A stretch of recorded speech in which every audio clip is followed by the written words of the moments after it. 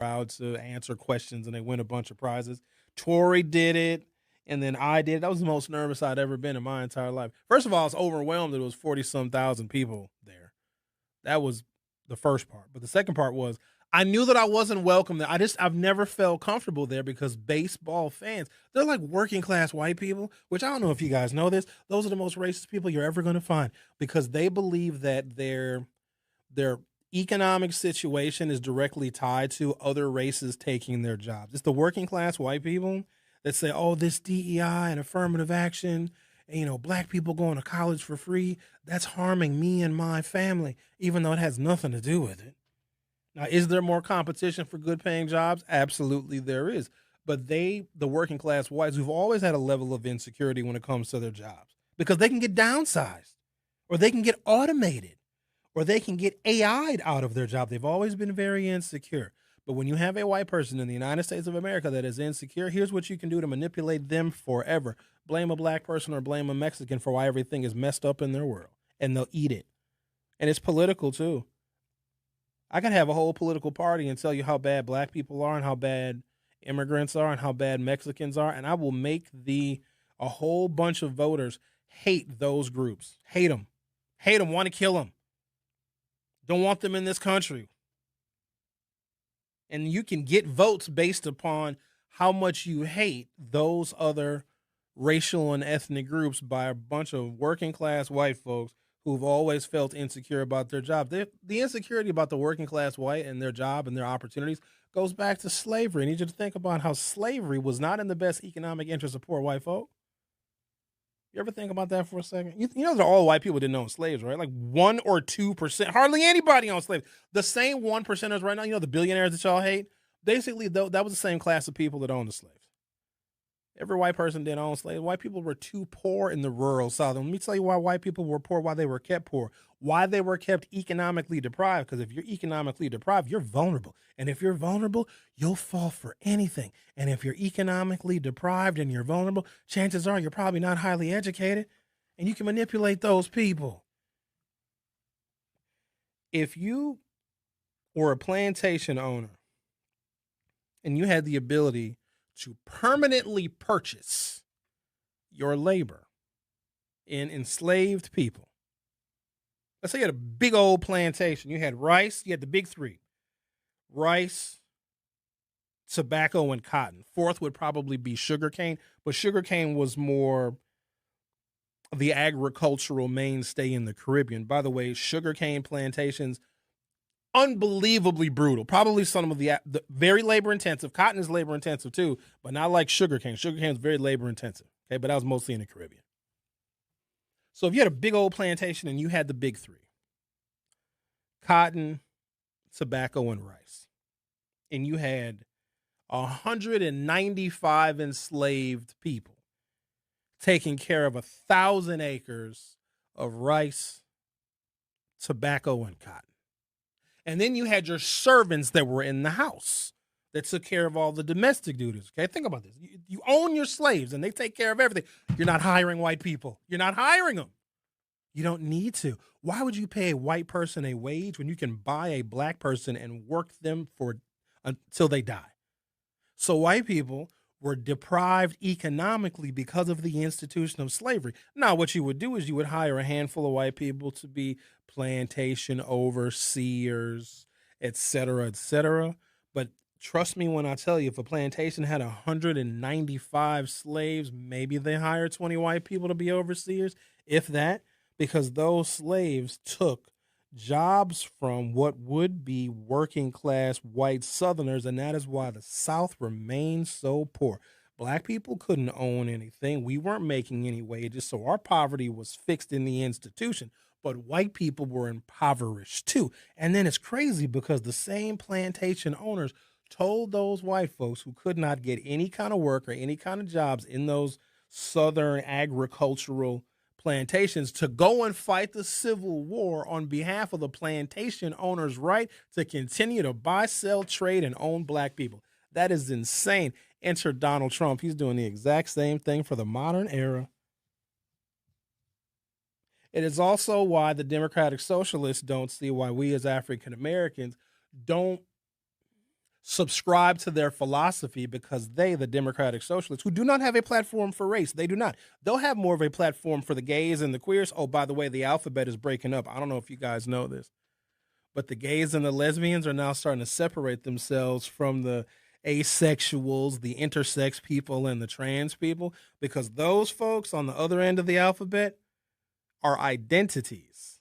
A lesbian woman is still a woman. She just likes other lesbians. A gay man, his identity is not necessarily as a gay man. He just likes other gay men.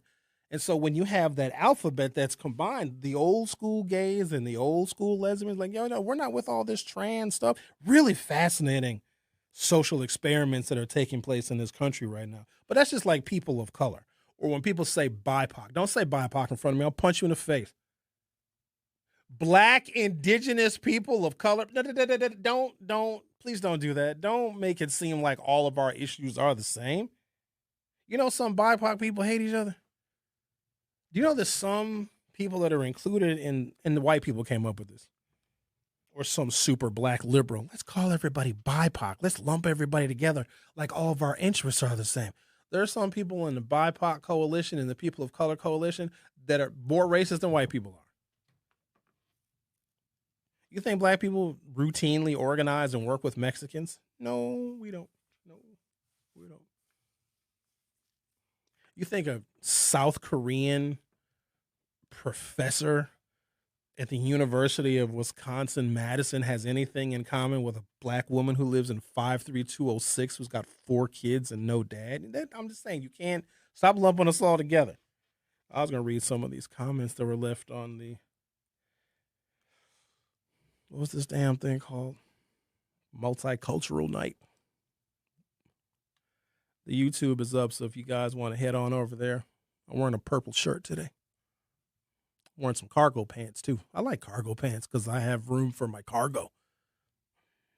Join the Milwaukee Brewers and Social X MKE for Black Culture Fest, an afternoon celebrating Black culture, creativity, community, and the lasting impact of Black excellence on baseball and beyond. So that was what they advertised it as, and they put this on social media and left the comment section open. Justin Sider says, I assume the seating will only be available in Section 8.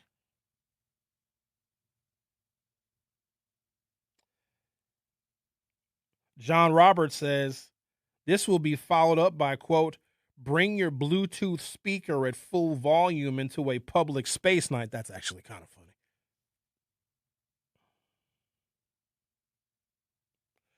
Russ Hansitter says, will there be a how to act like state fair booth?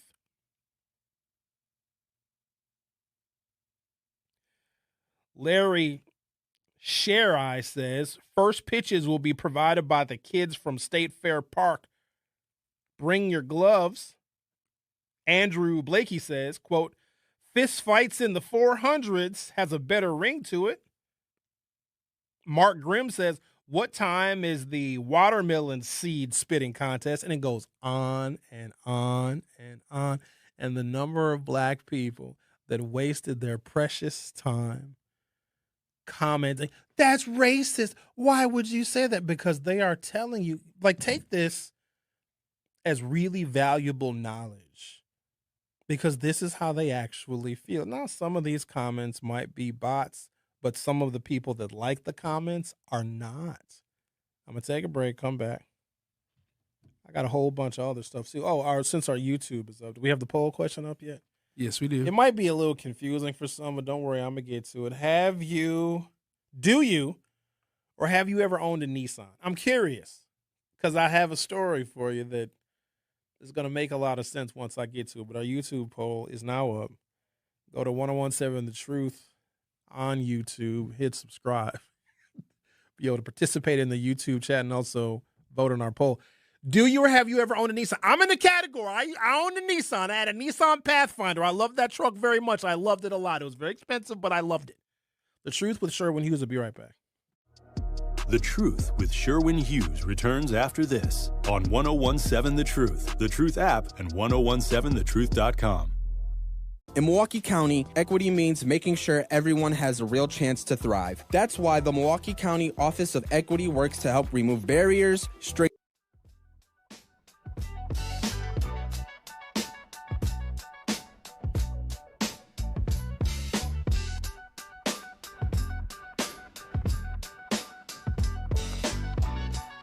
They had a Black Culture Fest on Friday at American Family Field ahead of one of the Brewers games, or maybe during the Brewer game. I don't know. I didn't go to it.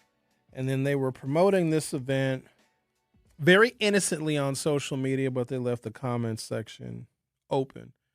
And as you would imagine, some of the comments were very ignorant, very racist, very stereotypical about black people. And that doesn't shock me, because that is exactly what they are supposed to do. That is my expectation of them, and they always meet, and quite honestly, they exceed that expectation. What I didn't expect was for the number of black people to try and reason with a racist, and the number of black people that shared this flyer where all of these racist comments were posted, in like utter disbelief. Like, I can't believe they feel this way. Everybody look at the comments. Everybody read this. Why is that a shock to anybody? Do you understand that we live on their colony? I'm going to get into some details about that as well. And once I explain, it's going to make a lot of sense to you. Ladies and gentlemen, they hate our guts. And I think that we thought that we had more friends. We thought that we had more allies because we saw how many of them marched when George Floyd got killed. I bet you they don't wear Black Lives Matter t-shirts no more. I bet you they don't have the yard signs in their front yard no more. In fact, they probably replaced some of those Black Lives Matter yard signs with a Tom Tiffany yard sign. You don't have businesses displaying the Black Lives Matter placards in the windows anymore. What happens is whenever there is racial or civil unrest, they want to make it seem like they're actually allied, because the whole thing with racism now is you got to be covert. They don't want you to know.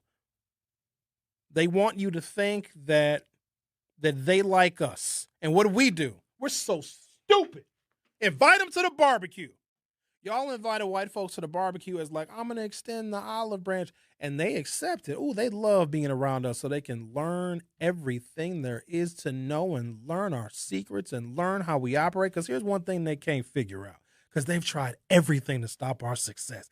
Everything. And I would say to some extent, it's working pretty good.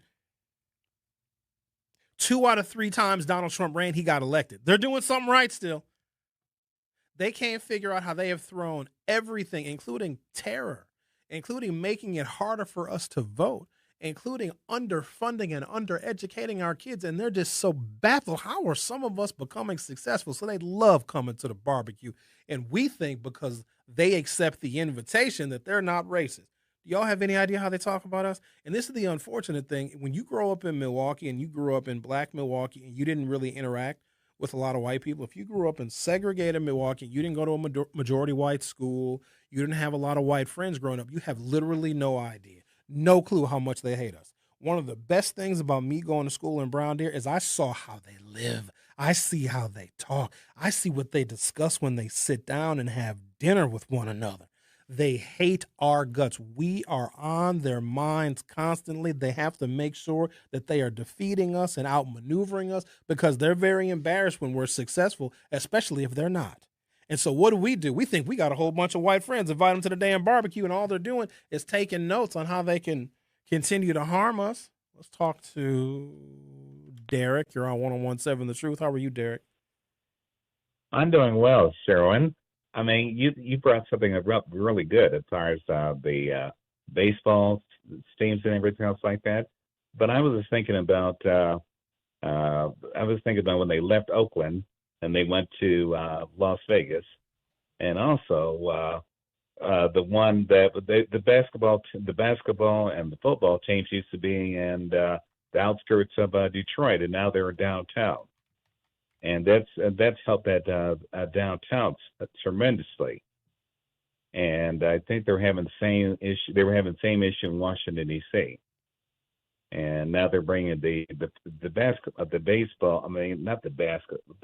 football team downtown to Washington D.C.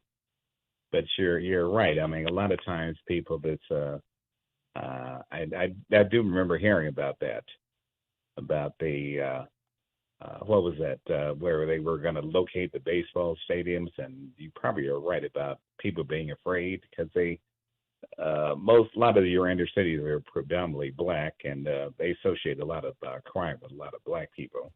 Are you still there? Yes, Derek. You know, when I interrupt you, you have a fit. But then when I don't say anything, you ask if I'm still here. Yeah, but I was just thinking about some of those cities that they're doing them, and even I only think it comes I could think it come close be the one in Atlanta, Georgia, where they had the. So I'm assuming those stadiums are located in downtowns, or have they relocated them from downtowns to the suburbs? What are we talking about here, Derek? Yeah, they're talking about the one in Atlanta, Georgia, where they did the same thing that you guys did in Milwaukee. They said there was too much crime in the inner city, and so they moved out to Cobb County, the baseball stadiums. It's even more convenient for a lot of the people and everything else like that. But they're saying, hey, well, at least we'll be safe and everything. All right, thank you for sharing that with us, Derek. Yeah, but like I said, but a lot of times, some things need to be downtown, like the basketball, and probably the other thing I can think about would be the football when they moved the LA Rams from St. Louis, and they moved it to Inglewood. But somebody was saying to me, all right, then that's yep. But Inglewood, that's actually an example in the opposite direction, because Inglewood is very black. That's a great place to put a baseball stadium, because a football stadium, wherever you put a large sports arena, you're going to create instantaneous economic development. So actually locating a large sports arena to an impoverished black neighborhood or a black community can turn it around right away, or it can invite gentrification. But we appreciate your call, Derek. I got to take a break now. Thank you, sir. Go ahead. I'm just curious. All right, then now. All right, Derek. Phew. The Truth with Sherwin Hughes on 101.7 FM. We'll be right back. The Truth with Sherwin Hughes returns after this on 101.7 The Truth app, and 1017thetruth.com. Milwaukee, mark your calendars. Truth Family Fest on Saturday, August 22nd from 11 a.m. to 2 p.m. at Riverside University High School. Interested in volunteering? Visit truthfamilyfest.com or by emailing Sierra, CIERRA.brown@MilwaukeeBlackMedia.com. Special thanks to Educators Credit Union, American Family Insurance, Milwaukee Public Schools, artists working in education. Where scholars thrive, teachers believe, and excellence is the expectation. Milwaukee College Prep is still enrolling scholars grades K3 through 8 for the upcoming school year. With 4 high-performing campuses, award-winning educators, and a proven track record for academic success, Milwaukee College Prep is helping more than 2,000 Milwaukee scholars build brighter futures every day. Don't wait. Seats are limited. Apply today at MilwaukeeCollegePrep.com. That is MilwaukeeCollegePrep.com, or call 414-264-6000, 414-264-6000. Milwaukee College Prep. Excellence by design. Futures without limits. I think some of these adults need to enroll in Milwaukee College Prep. Y'all need to get some of your education up. Why black people are so shocked. The veneer is almost flawless, because they'll invite you to stuff, want to hang out with you, want to do happy hour with you, and hate your guts. They'll talk to you, get to know you, ask you about your family. Maybe you drink a little bit too much at the happy hour and reveal something personal. Next thing you know, you're talking to HR, because here's the other thing you got to watch out for. It's always economic competition with them.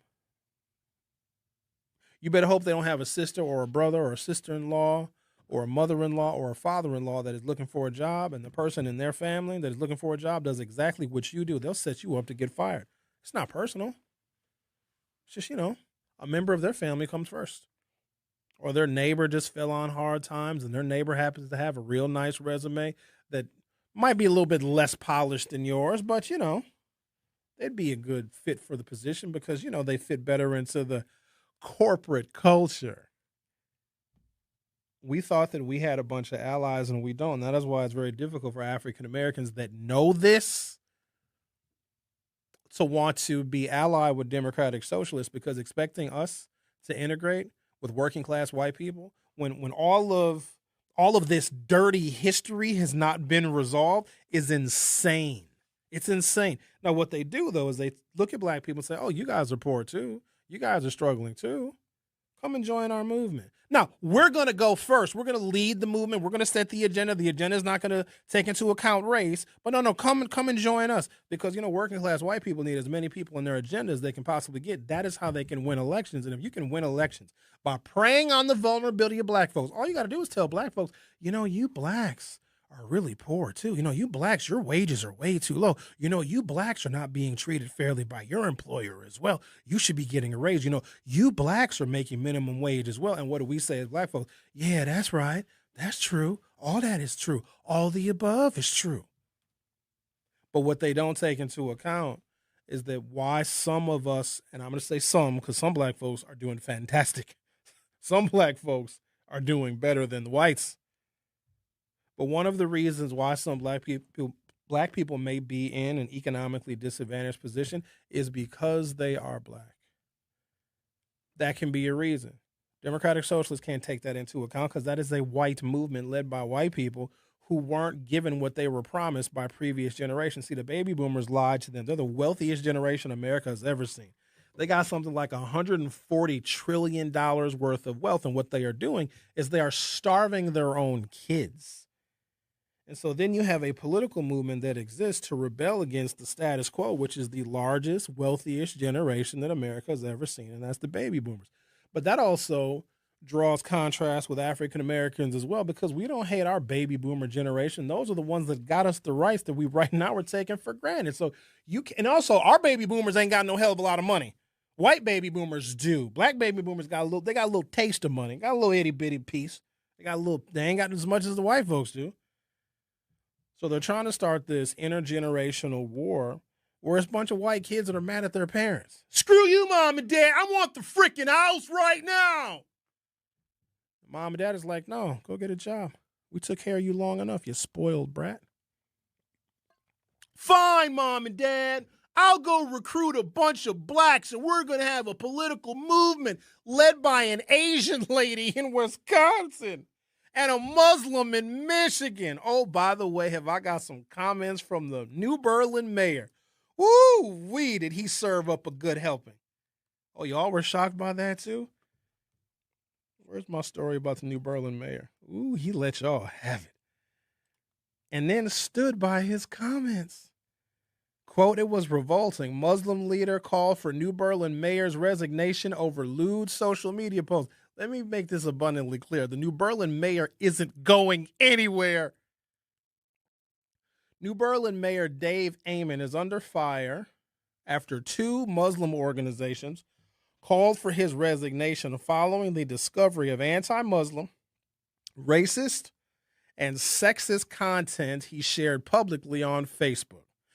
So the mayor of this town is letting everybody know, hey, here's how I feel. And I'll be honest with you.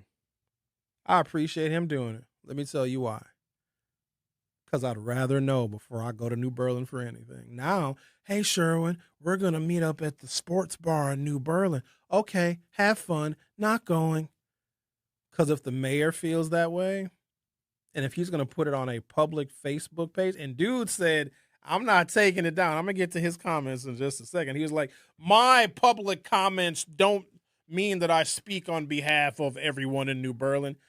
Kinda. I would rather know. So here's what will happen, though, because some black folks get so hurt by this.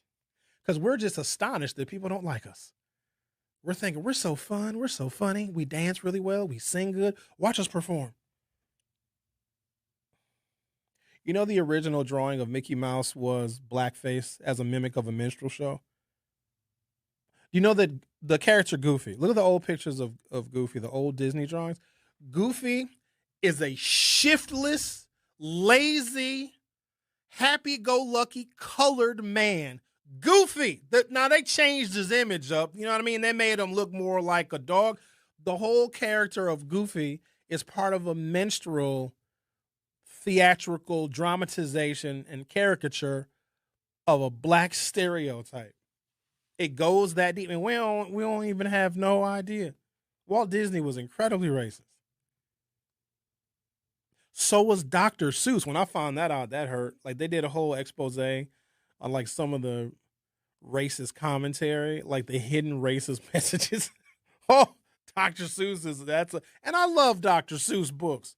Little did I know I was being slowly taught to hate myself.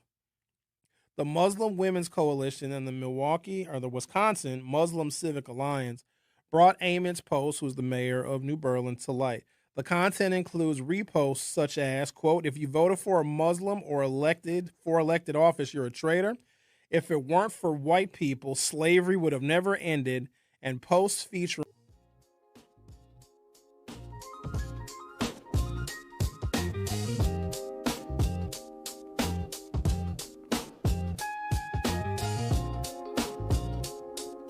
Welcome to Hour 2 of The Truth with Sherwin Hughes. We have a question on the YouTube. You go to youtube.com or open up a YouTube app from your smartphone or other mobile device. Search 1017 The Truth, hit subscribe. You'll be able to view the live in studio camera. Got my sunglasses on. Got to make sure I take them with me because last Friday I left them in the studio. Happened to tune into the lunch break with Ray Nitty and maybe Shannon. And I saw Ray Nitty sporting my Ray-Bans. Just because it's got Ray in the name, Ray, don't mean that you got to put on my sunglasses. These are my sunglasses. So I went and picked them up over the weekend because I need my sunnies. He had fingerprints all on the lenses. That's because he was eating fried chicken. He had greasy. It's hard to get these lenses clean now. He had fried chicken in the studio? I don't know where he had fried chicken. You know you blacks love the chicken. Oh, so is this a racist comment? Probably it is a racist comment. I think white people need to be much more honest with us because in them being politically correct, they are fooling us.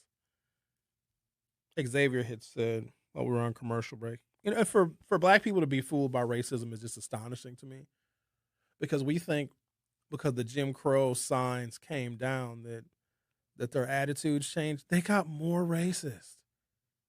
You think Barack Obama did anything to move the cause of racism? Like, do you think that he improved it? Do you think that people saw Barack Obama as, oh my God, he's black and he's nice and he's a daddy. He's got a black wife and they're married and they're not divorced. Even though I question Michelle Obama sometimes, whatever. I think she got a boyfriend somewhere. That's fine. Barack wouldn't even care. He'd still stay with her. But do you honestly think that they saw Barack Obama and said, oh, wow, this racism stuff is stupid because, look, a black person can be successful too. A black person can follow the rules. Now, Barack Obama, he did a little cocaine. It's all right, a little bit. He admitted to it in his book. He had a little bit of an identity crisis. He was very honest about who he was. But do you honestly think? Like, don't stop lying to yourself. If you're lying to yourself, we're going to have to stop. Just like every woman that thinks she's a 10. Stop lying to yourself. You ask a man to rate himself on a scale of 1 to 10, he going to tell you the honest truth. Like, well, I'm fat, got a little wee-wee. I'm probably a 3. He'll be honest. You ask a woman, I'm a 10 out of 10, baby. Stop lying to yourself. We're lying to ourselves. We think just because they don't say the N-word, that, they must like us. They hate our guts. I wish you knew more restaurant owners and listen to how servers fight on who's going to take the black table. They don't even want us in their restaurants. And what do? We go to their damn restaurants and give them a food review that actually helps their business with other African Americans. not knowing that they don't want us in there in the first place. I just sit in disbelief. But we were on commercial break, and Xavier was like, well, don't these people read the internet and read the comments? Like, you should know how they feel about us and how incredibly racist they are. Here's what the problem is. Your coworker that likes you, they talk to you every day. You might even have lunch with them. Everything is cordial at work. They got 3 or 4 different Facebook pages where on everything that talks about race or culture or black people, they're calling us monkeys and jigaboos and spear chuckers. But they'll sit right next to you at work and be nice to you Monday through Friday from 9 a.m. until 5 p.m. We have no idea. So here's the thing. On the internet, it's one thing because that's where you see all the racist comments. But what black folks will say is, well, not my coworkers. They all like and respect me. No, your coworkers are actually the ones that are commenting on some of the stuff you're putting on social media. You just don't know it's them. It is a veneer. They told you that they got to hide. Why do you think the Klan wore hoods? It was hot in the South. Them hoods got hot. They didn't want to wear them hoods. They had to mask their identity because they didn't want you to know that they were the judge, they were the sheriff, they were the police chief, they were the sheriff's deputy, they were the mayor, they were the alderman, and they were the county board supervisor and the executive. That is why they wore hoods. The whole thing with racism, it must be covert. They don't want to be outed. They don't want to be spotted. That's embarrassing because then we'll be on to them. The whole thing is, we're going to be nice. We're going to be pleasant. But then they're going to do this thing politically, right? They called it, Reagan had them, the silent majority. And Reagan was like, I'll take care of them. We're going to infiltrate their community with crack, and we're going to build prisons from here to the other side of the horizon. Richard Nixon had them. Richard Nixon said, tell you what, y'all decide you want to stop being liberal Dixiecrats and come on over to the Republican Party. He's like, I'll fix them. I'll put a war on drugs out there that'll be so severe, it'll lock every single black person up that even has a gram of marijuana in their shoe. But for some reason, we didn't recognize that because after the civil rights legislation was passed and you had to take the Jim Crow signs down, and you couldn't say whites only and coloreds only, they had to go even deeper underground and get more covert with it. You deindustrialize black neighborhoods and black communities. You gut our economics. Boom, now we're poor. Now we're destitute. Here comes the crack. Here comes mass incarceration. And then look at the neighborhood. Look at the community. Who owns our businesses? Not us. I was just looking at all the damn food trucks that we have just in the black neighborhood, just chilling. And that got to me because there was a period of time. I use Milwaukee as an example. And I do want to get to some of these YouTube comments. LT, I'm not talking about a stadium that was in a city and moved to the suburbs. I'm talking about if there was a stadium that was built in the suburbs and there's land and opportunity in the city where there are more people and where ticket sales would be easier, they don't move to the city because they're trying to stay away from diversity. Now, I'm not familiar with other cities, but there is no city, like you have other cities that are segregated, but the way that Milwaukee did it with our housing covenants and the way that we were so specific and so overt with it is not like many other cities in America. And we still maintain our economic and geographic segregation of the races and the incomes to this day because that foundation was laid. And because Milwaukee does still show remnants of that kind of segregation, the racism that created it and enforced it is also still here. Problem is we hang out with those white people and don't know how much they actually hate our guts. As long as you're not doing better than them, it's usually okay.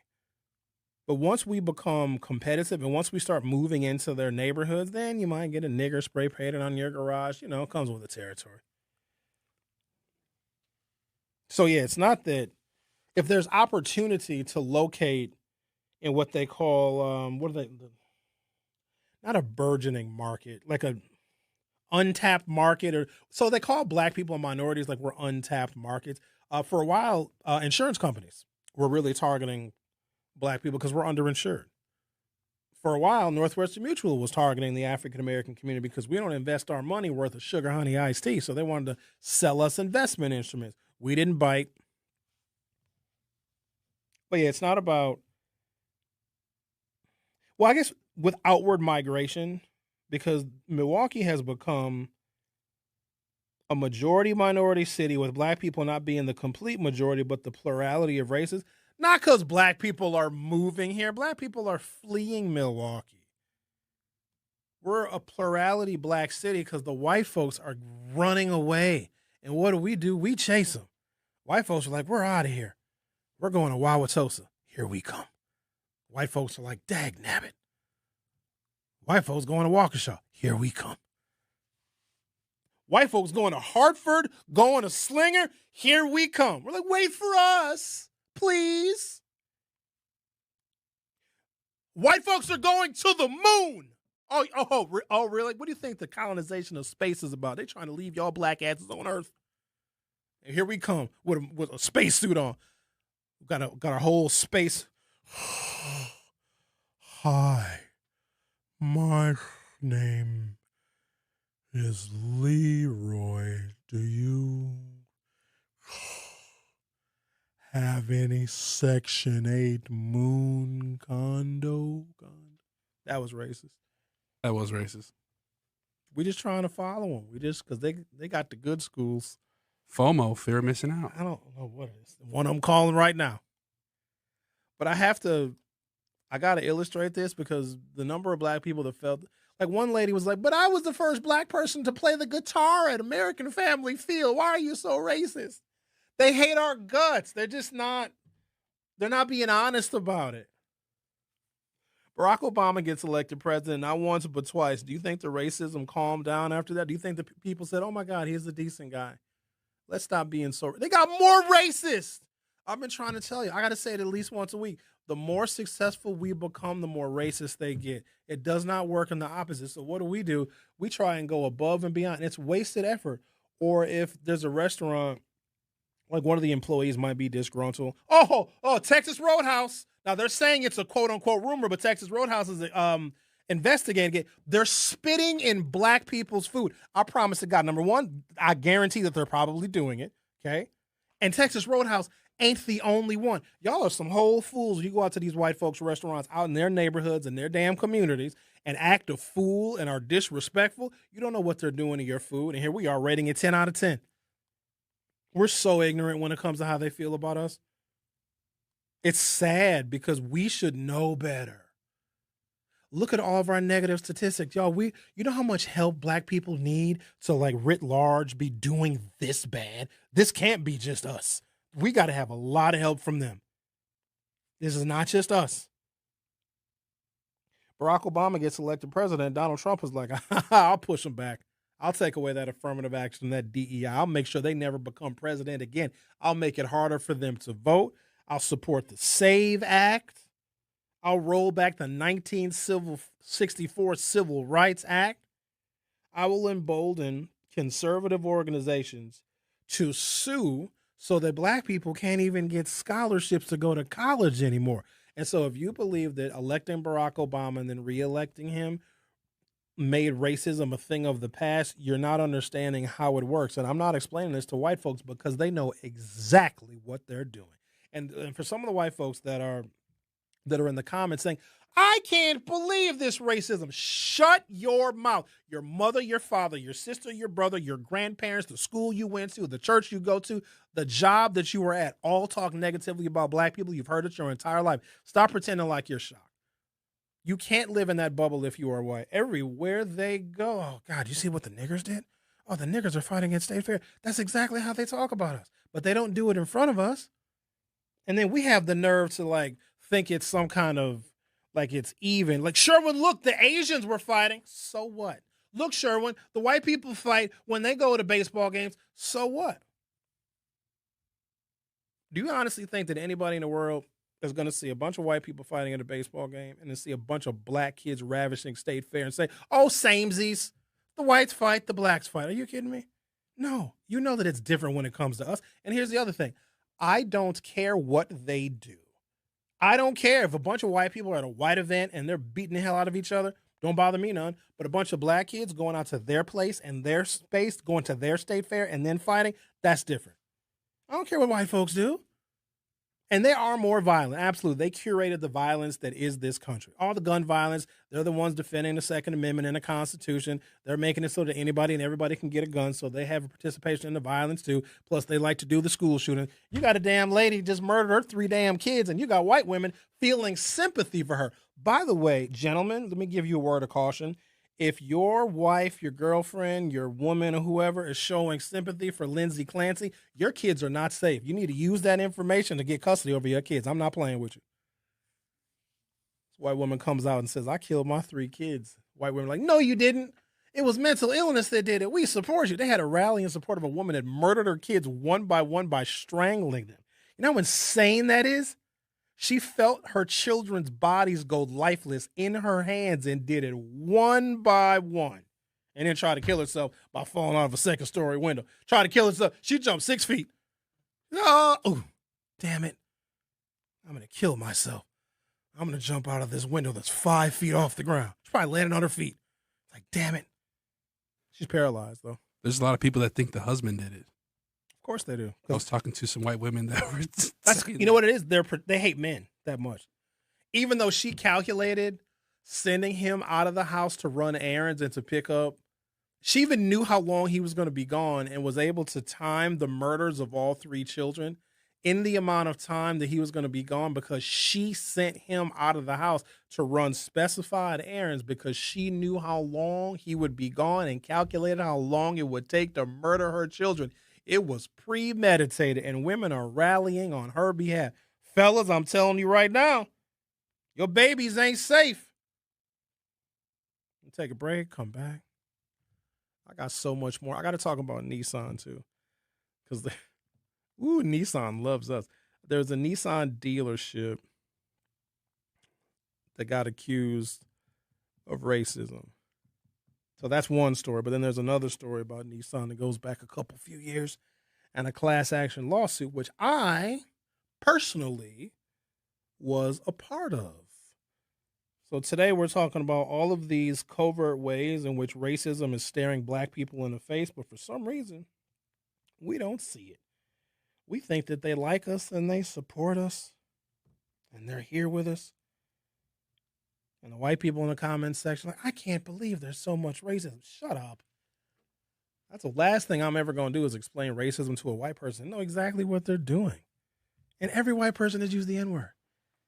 Even if it's in a Tupac lyric. They've used it. They always say they haven't. The Truth with Sherwin Hughes on 101.7 FM. I'll be right back.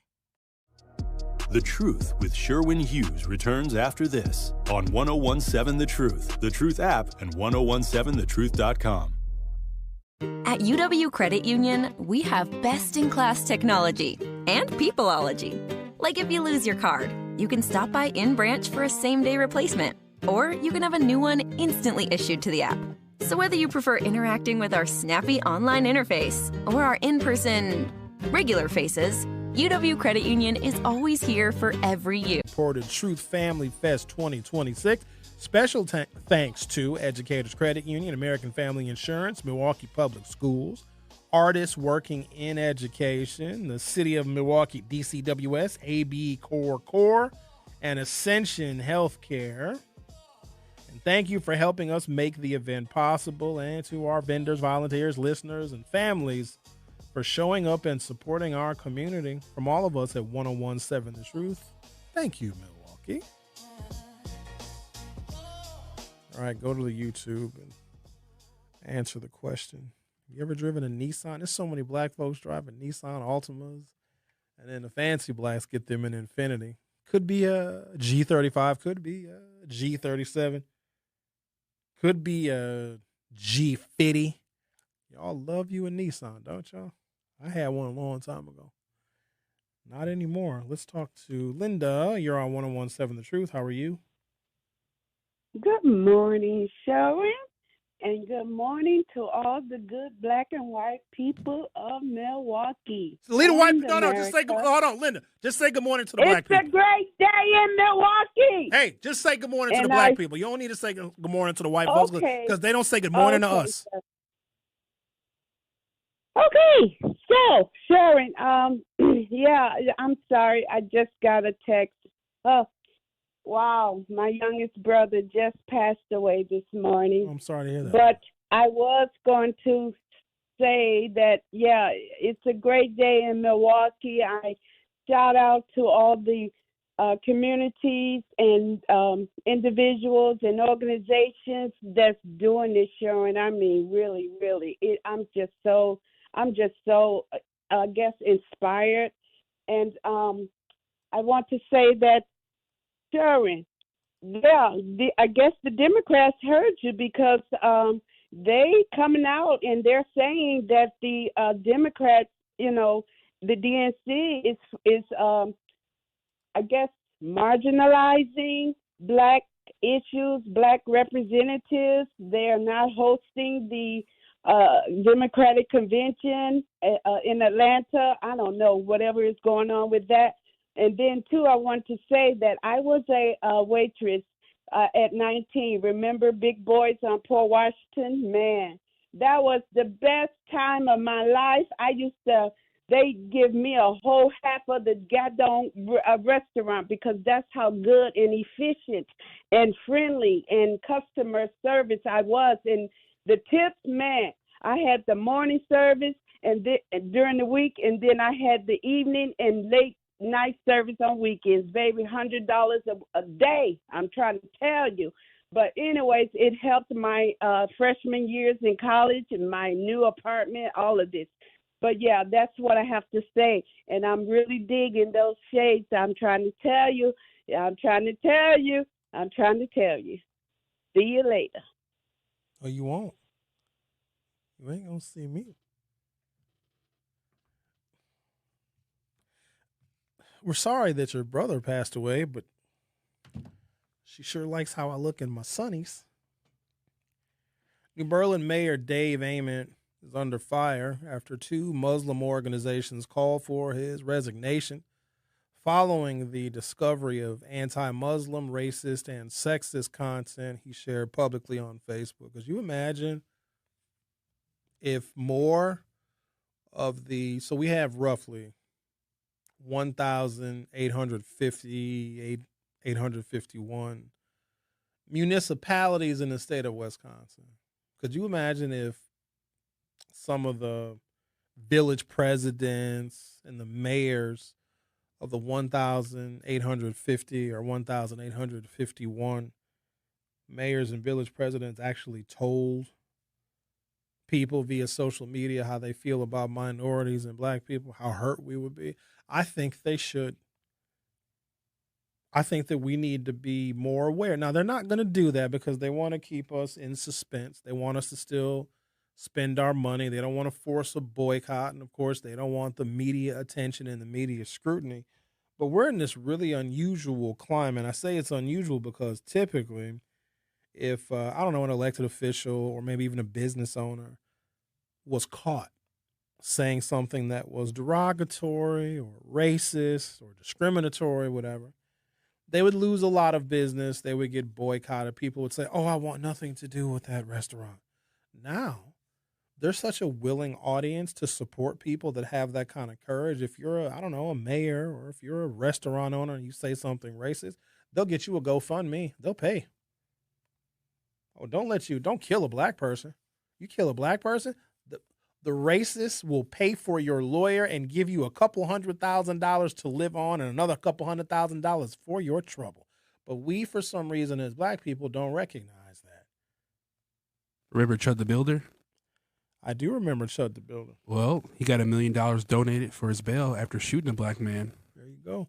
Remember Shyla Hendricks? Oh, of course. Called the little kid a nigger. Got $1 million. Oh, those are the ones we've heard of. Oh, yeah. The Muslim Women's Coalition and the Wisconsin Muslim Civic Alliance brought Mayor Ament's post to light. The content includes reposts such as, quote, if you voted for a Muslim for elected office, you're a traitor. Another one, he said, if it weren't for white people, slavery would have never ended. That's not entirely false, right? It's not politically correct to say that, but black people probably wanted to end slavery too, but no one listened to us. The whites had to say, Abraham Lincoln had to say, hey, enough. Let's stop it now. That's time out for that. And then the South was like, do we have to? And Abraham Lincoln was like, slowly, but yeah, kind of. Take a couple of years. And the South was like, oh, well, we're not going to be nice to them for like a really long time. And Abraham Lincoln was like, hey, that's out of my hands. But you got to free him. And the South was like, oh, man, who's going to get all this cotton out of the ground? Tell you what, let's pass some black codes. So if we got to free them, fine. Let's make everything black people do illegal. And the city councils were like, wait, what? We can't do that, can we? No. And somebody was like, no, hear me out. If we got to free them, fine, because, the Emancipation Proclamation or whatever. So fine, we got to free them. But let's make them just like standing around illegal, and then we'll arrest them. And then for all of you plantation owners that lost all of your labor to, freedom, how about you just rent the black people from the jail? And the plantation owners were like, for how much? I don't know, like $9. But then do we have to like take care of them? And the jail was like, no, work them to death. And then when they die, just come back and get another. We'll just keep arresting them. Or how about this? Don't let them buy any land. Let them rent the land for more money than their harvest can possibly produce, and then they'll always be indebted to you. And then open up a store so they can buy seed and they can buy food and clothes, and let them buy on credit. And so when they take their rented land and they plant their crops, and of course they got to plant crops to feed themselves, and whatever crops they have left over, they'll sell. But whatever it is, as far as money goes, that they make from selling their crops, take all the money, because that pays back the credit they have at the store, and it pays for the renting of the land. We'll call it sharecropping, because we're going to share in the cropping. Genius idea. Janan Najib, founder of the Muslim Women's Coalition, said she was shocked when she first saw the mayor of New Berlin's post. Quote, at first, I didn't think it was real, Najib said. Najib described the content as deeply offensive and wide-ranging in its targets. Quote, anti-Muslim, it's anti-black, it's anti-immigrant. It's very sexist to the point it's cringy and unfortunate for someone of his caliber and stature and age to be posting some of these things. It was revolting, actually, Najib said. I don't know how in the world a Muslim person is shocked that there's an anti-Muslim sentiment. First of all, anywhere in a Christian country, let's keep that in mind. Let alone in a town like New Berlin. Like, how are we? I'm so just blown away. It's because they're not being honest with us, and they're not telling us on a daily basis how they actually feel. Because then none of this would shock us. But when we hear it, we're like, oh, you mean there's white people that don't like Muslims? Since when? September 11th did not help. Just saying. The posts appear on Eamon's personal Facebook account, which was public until questions were raised about the content. At times, dozens of reposts appear daily. Among them, a video of a group of people holding a Ban Islam Now sign, and another post captioned, how to stop a Muslim invasion, accompanied by a video showing military men throwing bacon at people. Oh, that's mean, because the Muslims don't eat the pork. It's concerning to me as a citizen here in Wisconsin and as someone that represents the Muslim community, Najib said. He's really defining women by their cleavage to market his racist support for certain posts and reposting that doesn't bode well. I bet you that mayor gets reelected. Now, a little history about New Berlin, because some of you may have forgotten. This one comes from January 1st, 2011, so 15 years ago. You ready for this? The Department of Justice has filed a lawsuit against New Berlin, Wisconsin, alleging that the city violated the Fair Housing Act by preventing the construction of an affordable housing development proposed by MSP Real Estate Incorporated, filed in the U.S. District Court for the Eastern District of Wisconsin. You know who filed it? Eric Holder, when he was Attorney General. New Berlin said, and I'm gonna take a break when I come back. So the mayor of New Berlin at the time, he's not the mayor anymore. He was actually in favor of this affordable housing development in New Berlin that was going to be paid for by federal tax credits. The people in New Berlin slashed the mayor's tires, threatened him, his kids, and his wife, and they vandalized his house because the former mayor of New Berlin, that actually was in favor of low-income housing coming to New Berlin, was essentially, they were about to recall him, and he didn't run for re-election. This is the same New Berlin where the current mayor posted anti-Muslim, anti-woman, and anti-black things on his social media. You would have thought that 15 years ago, we would have gotten the message about New Berlin. And so why all of the shock when you find out right now? Because one of those people that may have threatened the mayor of New Berlin in 2011 very well could be the guy that's mayor of New Berlin right now. Take a break, come back, and I have details of some of the horrendous things that people said to the previous mayor of New Berlin. And this guy was actually in favor of affordable housing. And there's some of the quotes, because people left them voicemail message. We don't want niggers moving to New Berlin. Oh, they were just very open with it. But, you know, some black folks like, I'll move to New Berlin anyway and show them how well-behaved a black person can be. Why do we do that? Like, we find out that somebody hates us and we always think that we have to be some kind of a pioneer. Well, I'm going to show them what a good behaved black looks like. Next thing you know, you're going to be hanging from a tree. They're literally hanging us. You know how many black people have been hung in the last 2 years? Oh, suicide. It's a suicide. That's not 22 since May. That's not our preferred method. Xavier said 22 black people have been found hanging since May. They're lynching us, and we're surprised that they're racist. Sherwin, I can't believe some of the comments they left at Multicultural Day at Miller Park, but 22 people have been lynched. If I'm killing myself, first of all, I'm not suicidal. I'm not gonna hang myself From a tree. Oh no! How would I even do? First of all, wouldn't somebody see me? Sherwin, what are you doing? It's over. I don't want to. Putting a noose around my own neck? That's ridiculous. I'm going to go out like a wimp. I'm going to take a bottle of aspirin and just go to sleep with a teddy bear. You know what I mean? If I was to do it, I would do it in the softest, most gentle way possible. I'm not, because here's the thing. I would mess up the noose and try to hang myself. My big ass would break the rope. I'd fall down and have like a broken ankle and would limp into work the next day. Sherwin, what happened? I got rope burns around my neck and a broken ankle. Like, oh, trying to hang myself. No. Just wear a turtleneck. Being lynched. The Truth with Sherwin Hughes will be right back. Weapons securely, not only for myself, but for my family. Store all your guns securely. Help stop suicide. My service never stops. Brought to you by End Family Fire and the Ad Council. You are listening to The Truth with Sherwin Hughes on 1017 The Truth app, and 1017thetruth.com.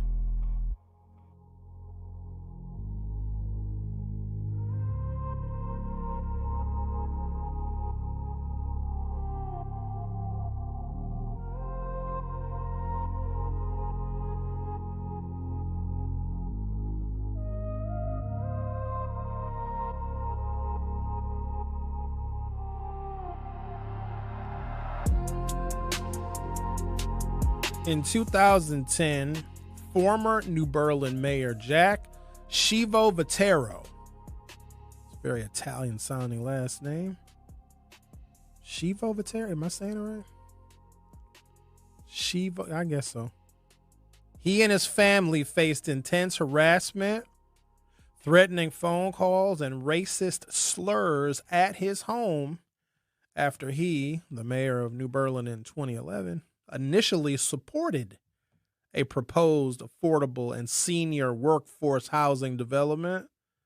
The fierce public backlash and recall threats ultimately led city officials to rescind the approval, triggering a federal fair housing lawsuit from the Obama administration.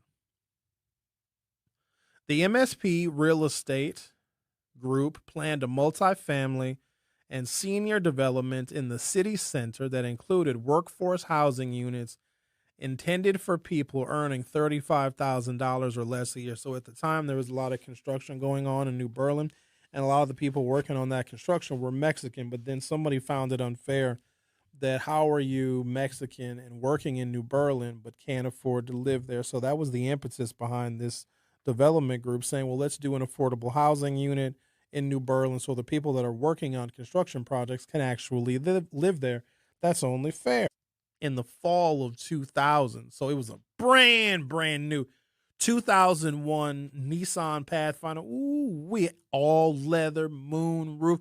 That was back when you had the 6-disc CD changer in the dash. You would just load your CDs up right into the dash, and you had a 6-disc changer, had the Bose audio system. It was black with the black leather. You couldn't tell me nothing in that truck. You understand me? I was a young man, too, 25 years old, riding around in something brand new. Boy, you hated to see me coming. Come to find out that Nissan Motor Acceptance. Welcome to Hour 3 of The Truth with Sherwin Hughes.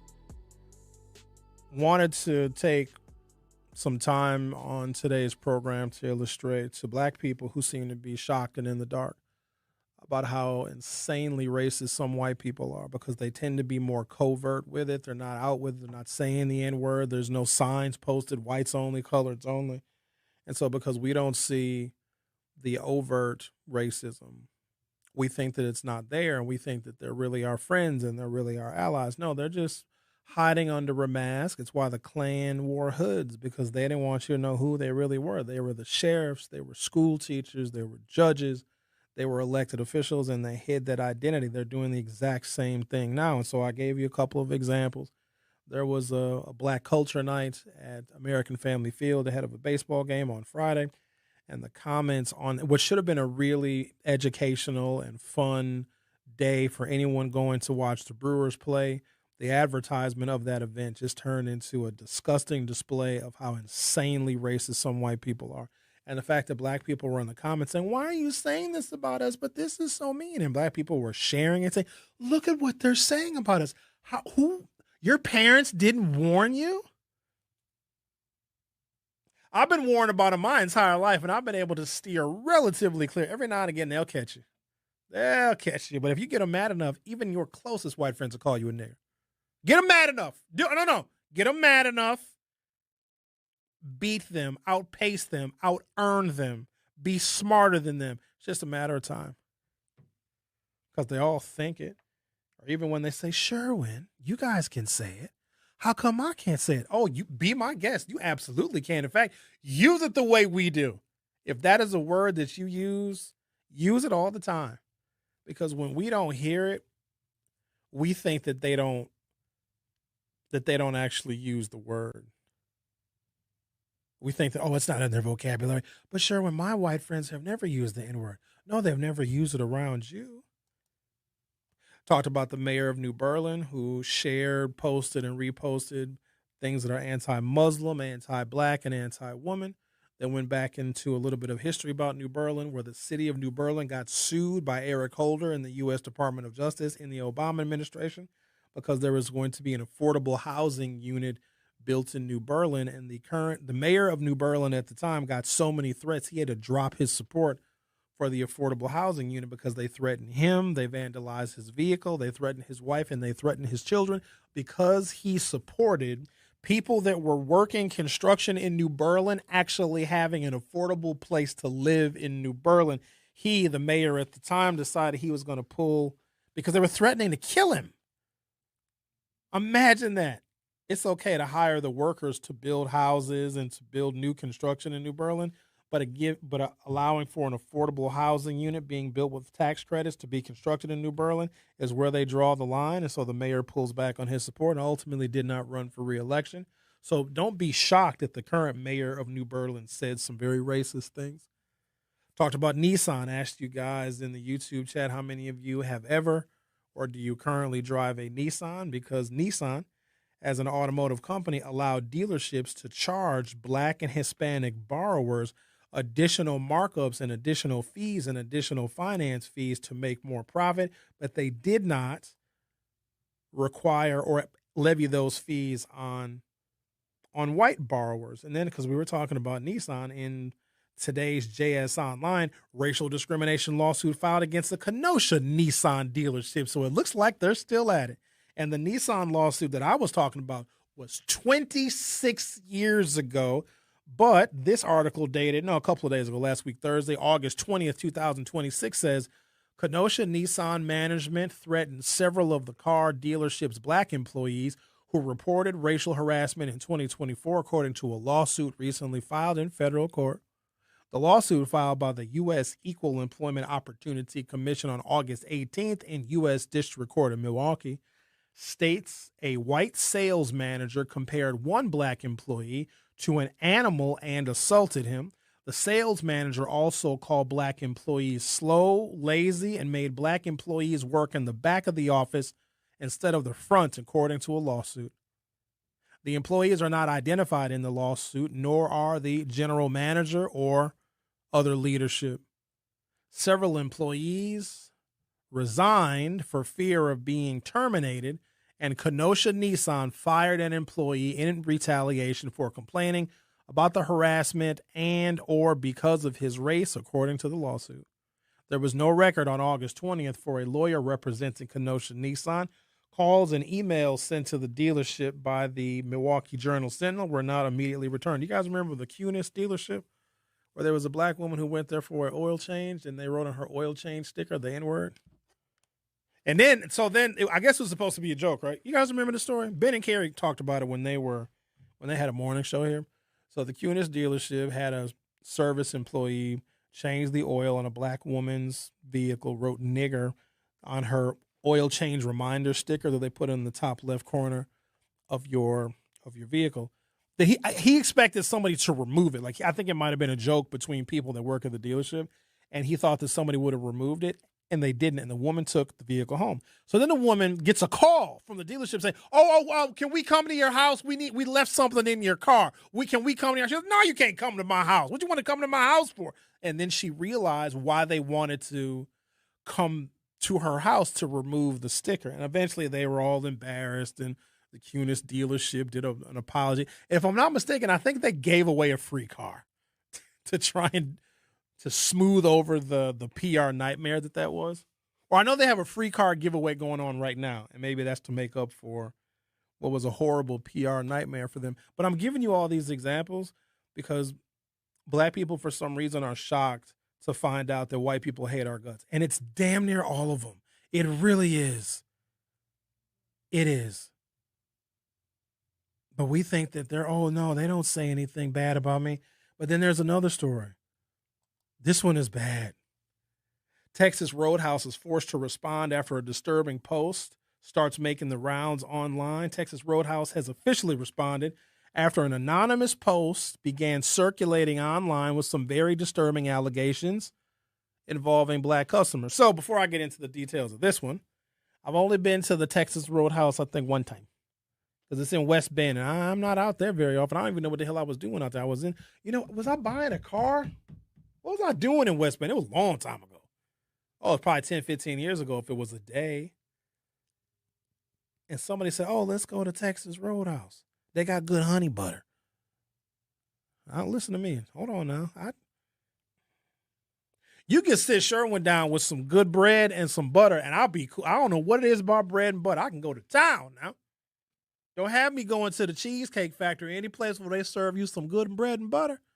Ooh, that's all I need as an appetizer. Or if I go to the Italians, you go to an Italian restaurant. Here's what you do when you get some good Italian bread at an Italian restaurant. I get Italians some credit. Italians know how to eat now.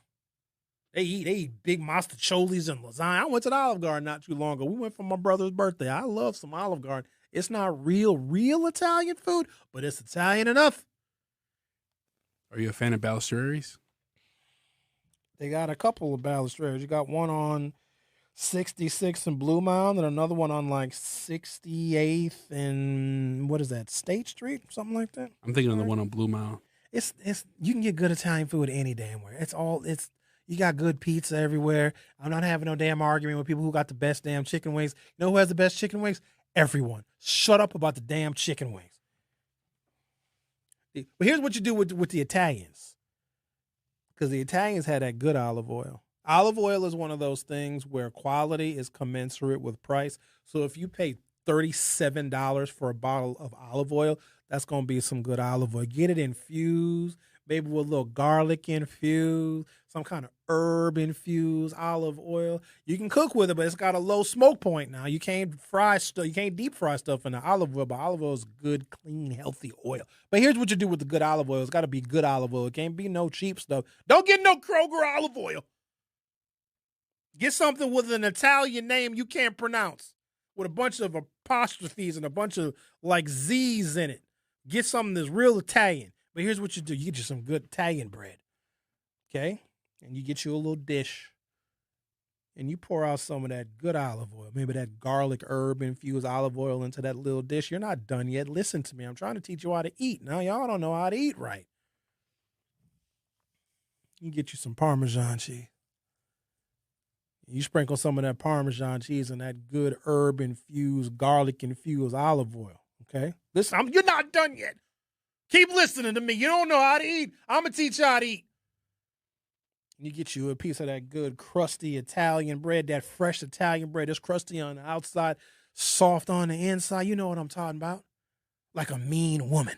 Hard exterior, soft on the inside. And you sop. Okay, you take some of that bread, you got to break it. You got to break that bread. Get you a nice little piece of that, a crusty Italian bread, and then you sop it in that good herb-infused, garlic-infused olive oil with that Parmesan cheese. Get you a good sop. Don't do no weak sop. Sop like you mean it. You dip it. Let it sit for a second. Let it soak. Let it marinate. Get you a load of that. Don't get too fancy with it and throw you a couple little red pepper flakes in there. Now you want to slap somebody. You know what I mean? That's how you got to do it with the Italians. What was I even talking about? I just got wrapped up in the... Oh. Texas Roadhouse has officially responded after an anonymous post began circulating online with some very disturbing allegations involving, guess who? Black customers. And no, this has nothing to do with Donald Trump. But here's what Donald Trump did. He said something that we missed. Or we made it seem like it was something else. Like when Donald Trump says something, he's not smart enough to have any double entendre. When he says it, he means it. We got to listen to him. He said, I'll be your retribution. Put your faith in me. Dude sounded almost biblical when he said it. I'll be your retribution. If you hate them, I will create policies that will show how much we hate them.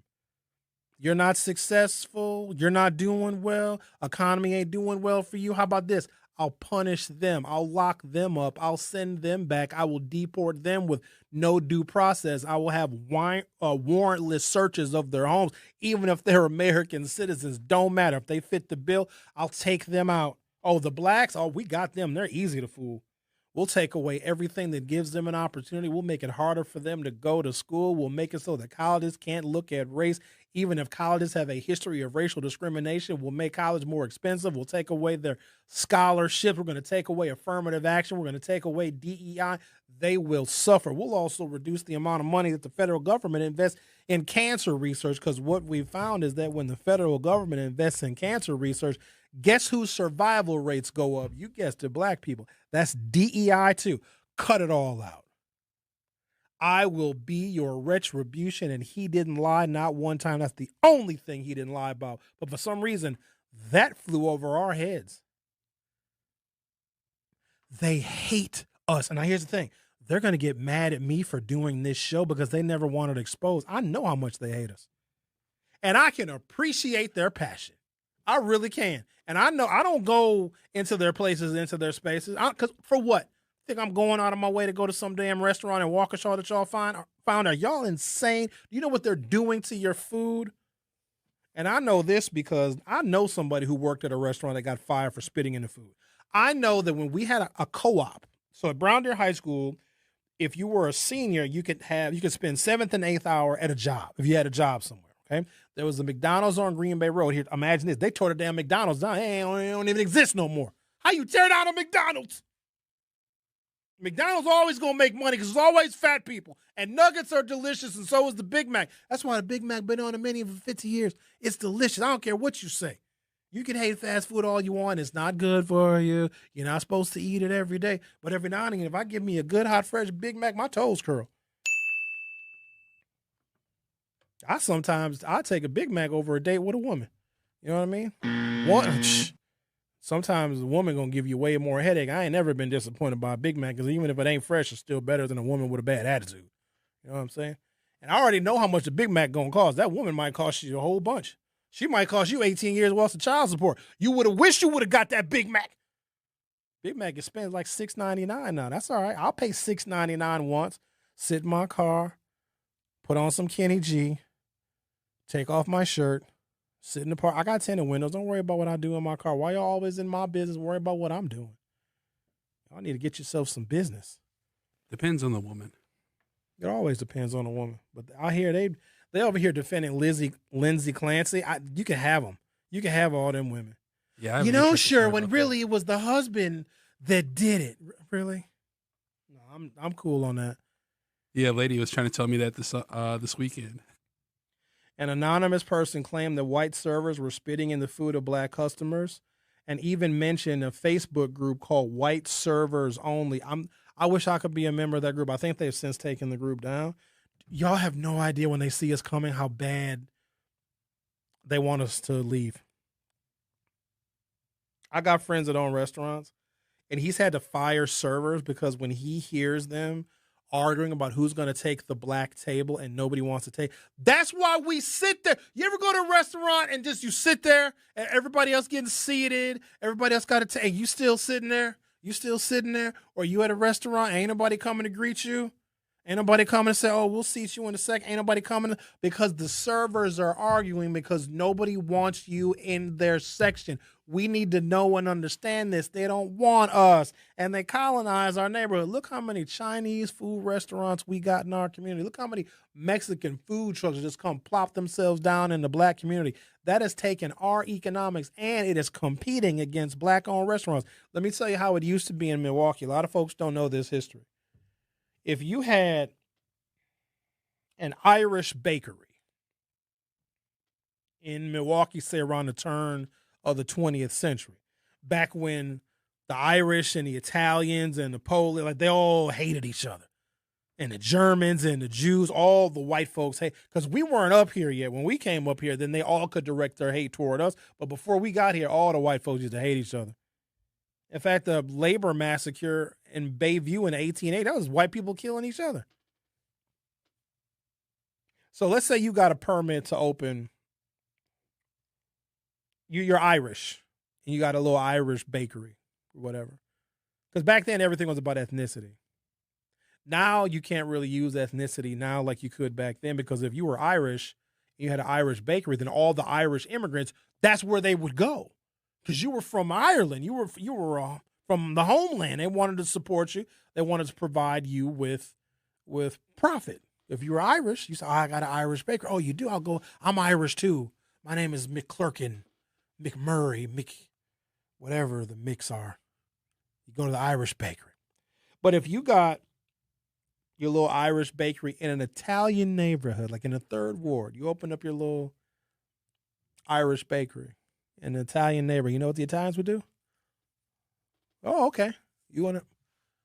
They will bust out your windows. They will destroy your store. And they said, you got a couple options. This is what they used to do to keep their neighborhoods ethnically clean so that no other ethnicity was taking profit away from their community. We as black folks don't do this. We welcome every damn body. Not only do we invite anybody and everybody to the barbecue, come on and open up your business in our neighborhood.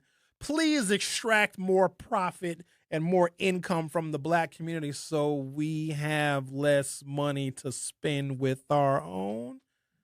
Y'all stop tripping over these damn grocery stores closing because y'all spending your money at the damn taco truck. Ain't going to no damn grocery store wondering why the grocery store is closing. First of all, y'all can't cook. White women can't cook either. You know what they call it? Girl dinner.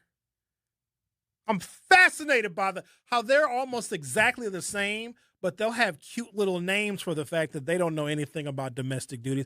I did a girl dinner, and I'm watching this TikTok video with my mouth wide open because I'm just aghast at what girl dinner. You know what this broad did? I got some leftover rice and put some salt on it. Girl dinner. Oh, you can't cook. No, it's not that I can't cook. It's girl dinner.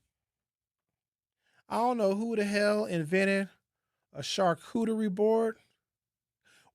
We're having girl dinner. You eating salami and cheese. You eating a Lunchable with olives.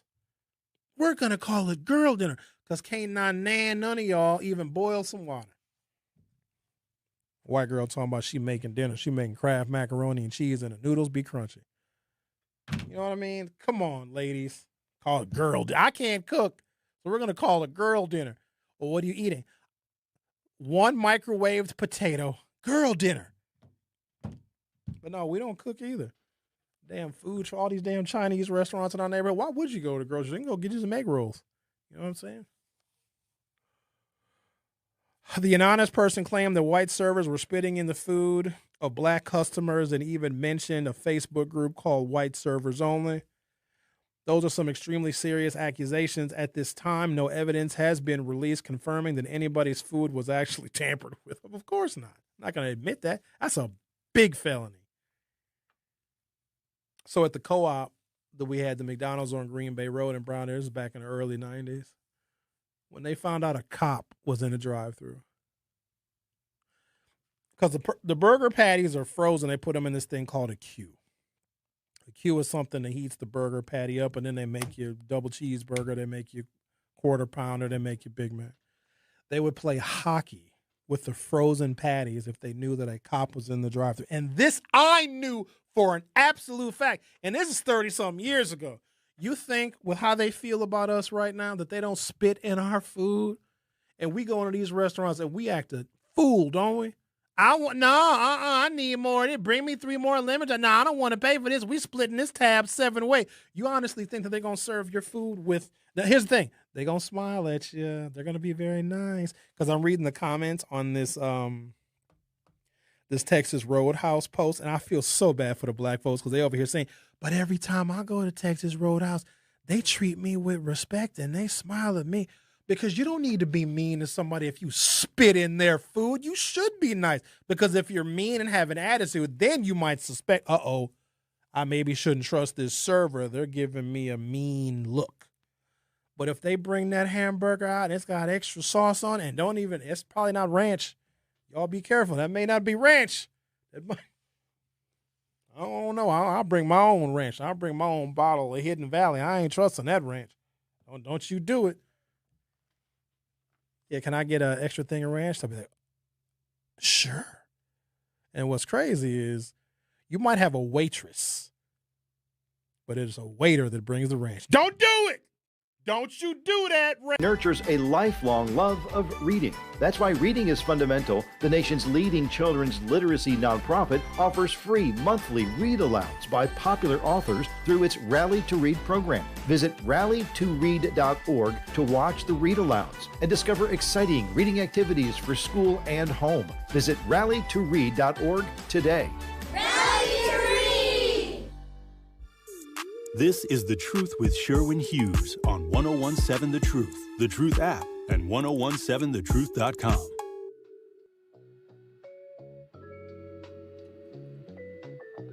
Looking to discover and support local businesses in our community? Then make sure you tune in every Friday at 8 a.m. to Truth in the Morning with Homer and Bailey for What the Business Is, powered by We Energies. Each week, you'll hear from local business owners as they share what their business is, where they're located, and one valuable lesson they've learned along the way. We Energies is proud to help power local businesses and the communities they serve. Don't miss What the Business Is every Friday at 8 a.m. only on Truth in the Morning with Homer and Bailey, powered by We Energies, delivering the energy that powers local business. See what's going on here in the YouTube. Linda says, oh, good Lord. Sherwin, I want to talk about why you sugar honey iced tea on compliments. You need to learn how to accept and receive compliments by sincere black women, period. Linda, you make it weird. That's why. You make it weird. You make it uncomfortable.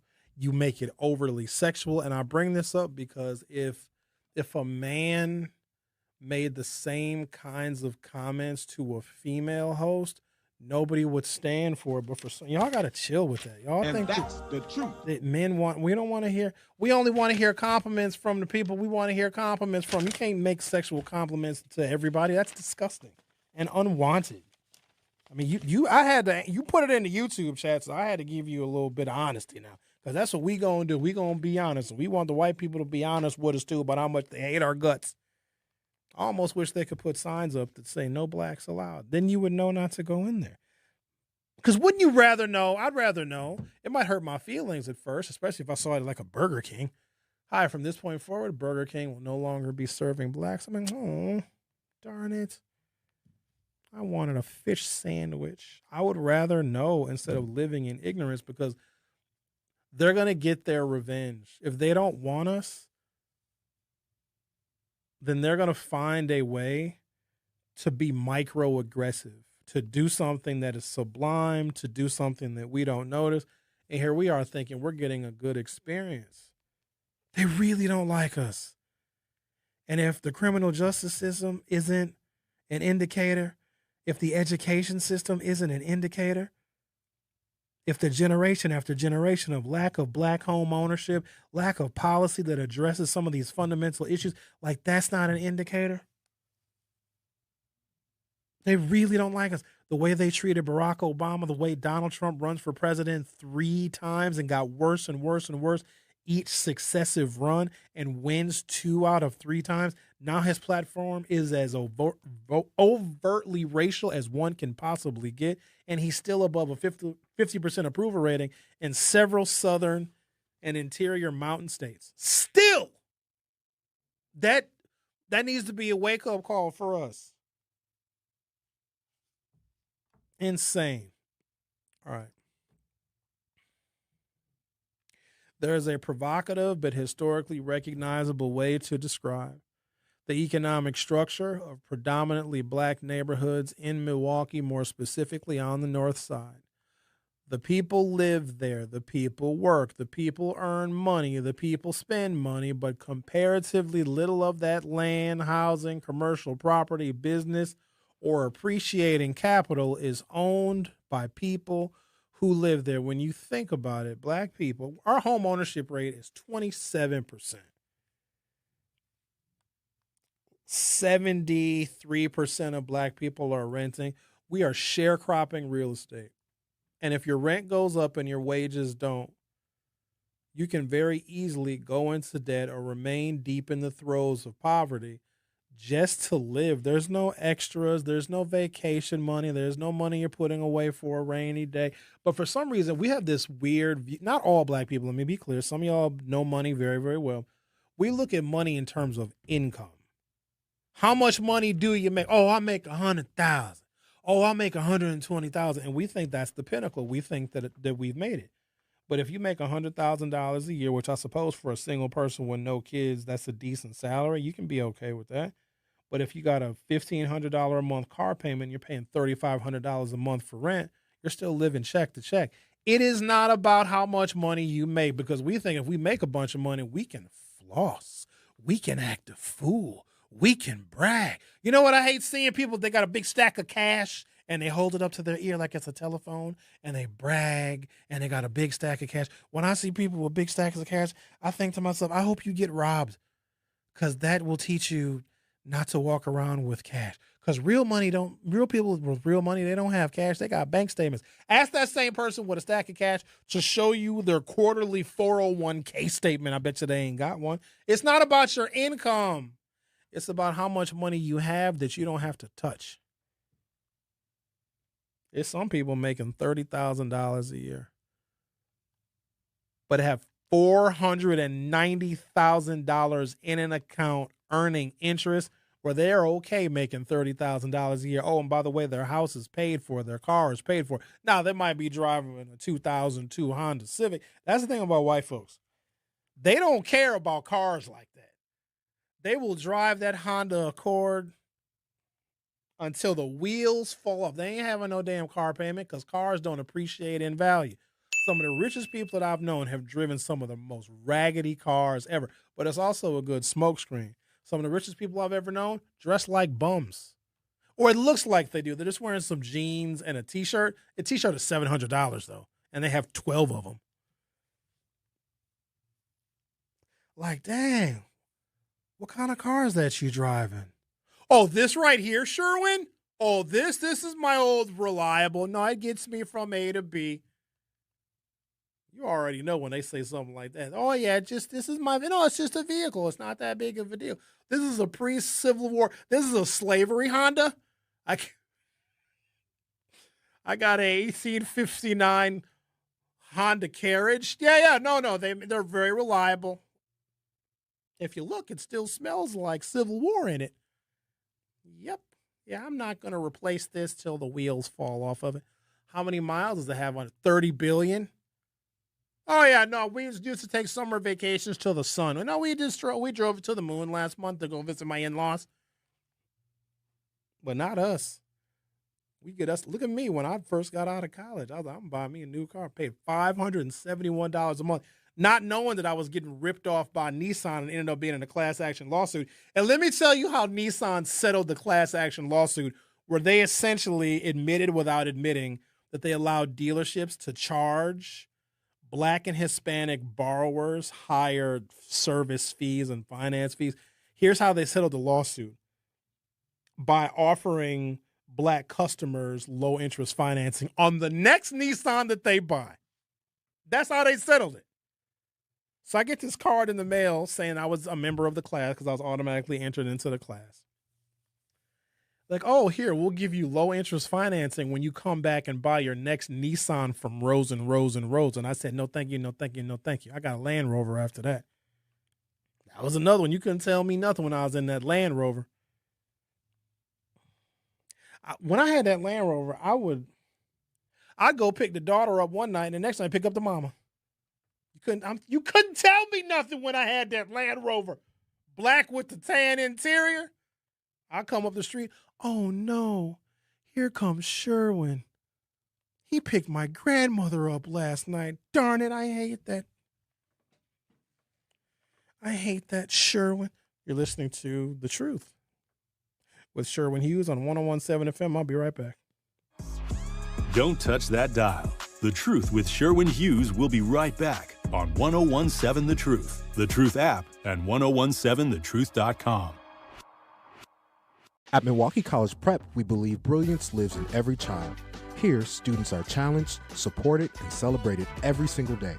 With small class sizes, dedicated teachers, and a proven track record of academic excellence, MCP is helping Milwaukee kids reach their fullest potential. Enrollment is still open for grades K. The brain, no one match the brain, no one match the vibe. Milwaukee truth teller, yeah, we feel that pride. When the people need sense, he the one they call. Sherwin Hughes on the line, that's power, y'all. He the voice of the people. Don't let this fool you. This is some AI slop. Forget flags, armies, and governors for a moment. From an economic standpoint, colonial systems frequently operated according to a simple arrangement: resource extraction, external ownership, and wealth leaves. The colonies supplied labor, consumers, land, or raw materials. Outside owners controlled much of the productive capital. The local population participated in the economy, but captured a small portion of the accumulated wealth. That distinction between participating in an economy and owning an economy is critical. A worker receives wages, a consumer buys products, a renter purchases housing services, but an owner can accumulate equity, appreciation, profits, and an asset that can be transferred to the next generation. That brings us to Milwaukee. Zip code 53206 makes the analogy unusually easy to understand. So I'm trying to illustrate that the north side of the city of Milwaukee is essentially a colony in which black people are there to provide resources, their money, and their income to other interests that are oftentimes not black, and that is how the money leaves our community. The other thing is, if you inject income into the black community, somebody else is going to get it back. Just like if we got reparations, and I don't know what the reparations check is going to be. Is it $20,000? Is it $200,000? Think about who we would give the money to. Think about what we would buy. Think about what communities would receive all of our reparations. So any money that you inject into the black community, and it could be like social service resources, somebody is getting that money and somebody's going to get rich, and it's not us. Consider 53206 one of Milwaukee's overwhelmingly black zip codes. Current 2020 through 2024 American Community Survey puts its population at about 19,900 people. And the average household income, this is a household, is $29,336. Per capita income is roughly $19,986.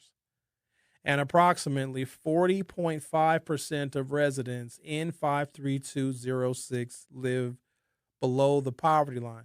So the poverty line is extreme poverty.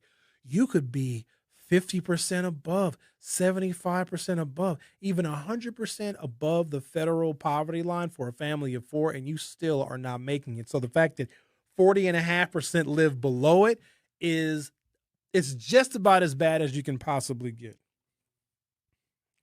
So the household income on average in 53206 is less than $30,000 a year, $29,336. Well, let's compare that to Milwaukee overall. What do you think the average income in the city of Milwaukee is? Now, this is not an expensive city. I know our taxes have gone up. I know the cost of living has gone up, but compare Milwaukee to a New York, an LA, a Miami, or even a Chicago. It's a lot cheaper, a lot less expensive, right? Milwaukee average income, $54,234.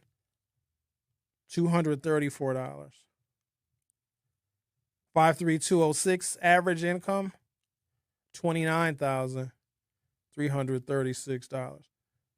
The average income of a Milwaukeean outside of 53206 is $30,000 more a year. You would think just move out of that zip code and automatically your money's going to go up. It's $78,218 for the Milwaukee-Waukesha metro area. Average household income, so in 53206 is $29,336. Average income for a Wisconsin family is $77,485. Average income nationally, almost $81,000 a year. In other words, the typical 53206 household is operating at roughly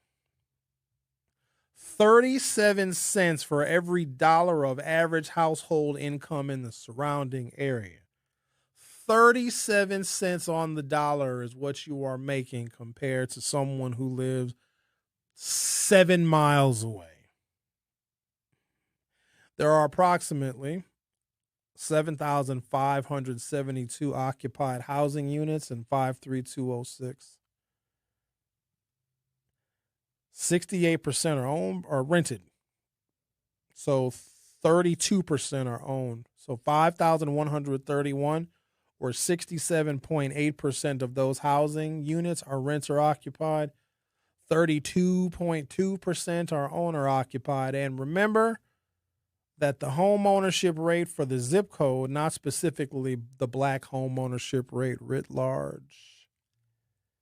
Across the metropolitan area, the black home ownership rate is only 27.5%.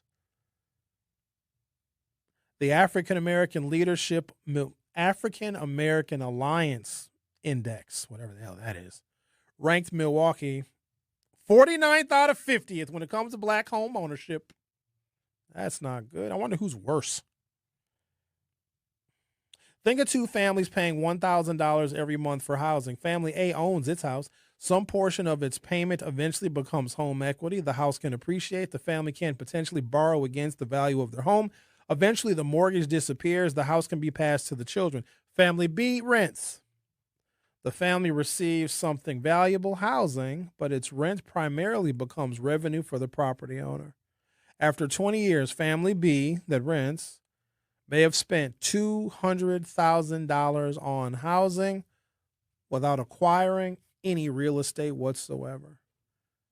That doesn't make the landlord inherently exploitative, but it illustrates the difference between consumption and accumulation.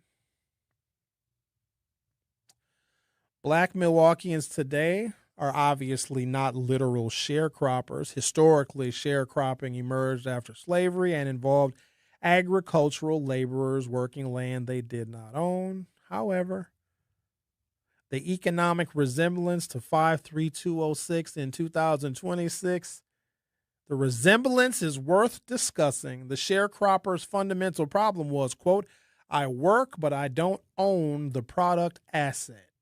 For many poor households, the problem becomes, I work, but I don't own many appreciating assets. The paycheck comes in, then rent takes some, utility takes some, transportation takes some, food takes some, debt takes some, insurance takes some, retail takes some, and the household starts the next month all over again. The person may be working continuously while accumulating very little capital. That is the modern parallel, not forced agricultural labor, but labor without any kind of ownership. We essentially are living on a sharecropping colony. Imagine Black Milwaukee as a bucket. There's a hole in the bucket, dear Eliza. Every payday, water gets poured into the bucket. The water represents wages, Social Security, government benefits, pensions, tax refunds, and other income. How much water enters the bucket is not the important question, but how many holes are in the bucket and who owns the pipes attached to the holes. If residents pay rents or property owners outside the neighborhood, money leaves household balance sheets. If they shop at corporations headquartered elsewhere, profits ultimately flow outside of the neighborhood. I feel bad because I bought these pants I'm wearing at Kohl's. I thought Kohl's was inexpensive. Kohl's costs a lot of money. Somebody lied to me. I went to the Kohl's. I shouldn't even admit this. But where can you get clothes owned by black people? Do black people own clothing stores? Yes. Of stuff that I want to buy, though. I don't want no ripped jeans with graffiti on the booty. I don't want no graffiti booty jeans. I'm 51 years old. I can't wear graffiti booty. Yeah, go right down the street to Unfinished Legacy. Actually, my friend owns it. They don't make. I'm a man. You're a young person.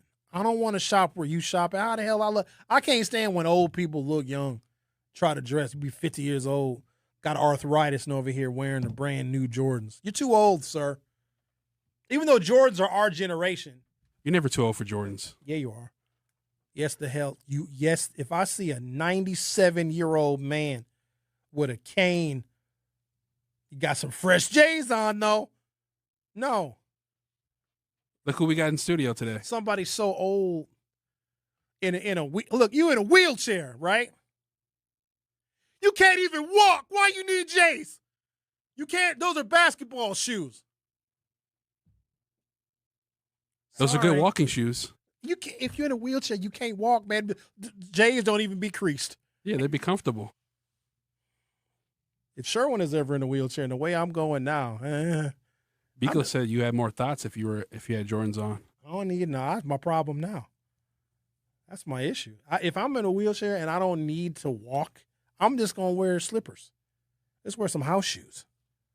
Because then I'll be Mr. Hughes. Mr. Hughes, where are your shoes? Shut up! I'm in a wheelchair wearing a bib. And if neighborhood businesses are owned by people who reside elsewhere, some portion of the profits similarly leave. Money entering a neighborhood is not the same thing as wealth remaining in the neighborhood. The Chinese restaurant, Middle Eastern gas station, and Mexican food truck examples is one of the many analogies that harms black economics. I'm going to take a break, come back. We're over here living on a colony. Texas Roadhouse had to come out with an official statement denouncing that people are spitting in black people's food. In 2011, the Obama administration had to sue the city of New Berlin because they didn't want an affordable housing complex built in their neighborhood. The mayor of New Berlin didn't run for re-election because he got death threats. They threatened him. They slashed his tires. They threatened his children because he supported affordable housing in New Berlin. New Berlin residents didn't want black people moving into the neighborhood, so they threatened the mayor because of his support for the damn affordable housing project. And then you have the current mayor of New Berlin posting anti-black, anti-Muslim sentiments on his public Facebook page. I'm giving you all of this information to show that racism is alive and well, and we choose to ignore it, or we are shocked when they tell us how they actually feel about us. On Friday, the Brewers had a black cultural exhibition showcasing the impact and the importance of African Americans, not just on Major League Baseball, but on culture as a whole. And the comment section was full of every single racist and racial epithets you could ever think of. And the black people were in the comments saying, "Why are you saying this about us? Why are you so mean?" It's amazing that we are still shocked when we find out they're speaking their truth about how they feel about us. You go to a restaurant, you're wondering why nobody is coming to greet you. You're wondering why nobody is seating you. You're just standing there. You're standing there because the servers are arguing because they don't want us in their section. But what do? We go to the damn restaurant, do a food review, and give everybody a 10 out of 10. Oh, I'd come here again, not knowing they're probably spitting your food. And then we want to split the check 13 ways. I'm not telling y'all to change anything that you do. I'm just telling you to be aware. They really don't like us very much. The Truth with Sherwin Hughes will be right back. The Truth with Sherwin Hughes returns after this on 1017 The Truth app, and 1017thetruth.com. Milwaukee Public School families, the first day of school is Tuesday, September 1st, and there's still time to enroll. MPS offers programs to fit every learner, including bilingual, Montessori, special education, and more. All MPS students receive free breakfast.